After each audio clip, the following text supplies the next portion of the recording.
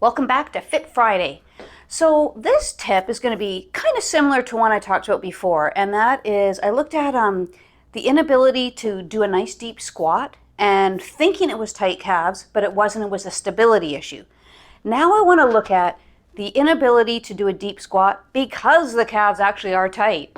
So once again, if you're trying to do a nice deep squat and you can't get very far and you feel it might be in the calves and you're thinking, okay, my calves are tight, I hang on to your hands, or you hang on to a doorknob or something, either side of a doorknob, either side of a door on the doorknob, and you can squat all the way down. You know it's a stability issue, not a tight calf issue, but if you still can't go and you're feeling, whoa, yeah, my calves, they're just not letting me go anywhere. Okay, it's tight calves. So let's deal with those.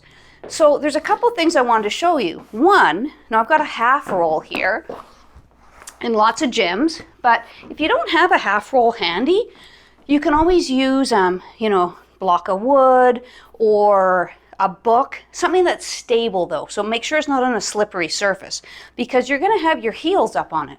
And what this is going to allow you to do is it's going to allow you to go down into a nice deep squat. As long as you don't have pain, remember there shouldn't be any pain with that.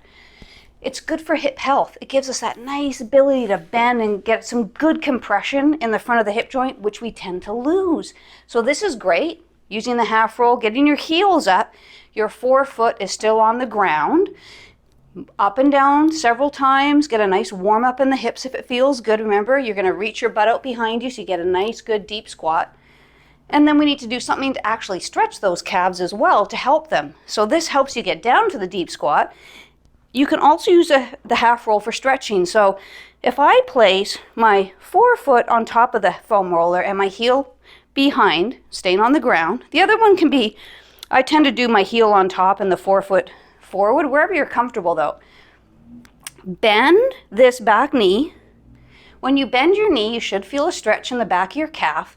It's going to be your soleus muscle, which is your deeper calf muscle, and you might feel it closer to your Achilles tendon, and that's great, as long as there's no pain.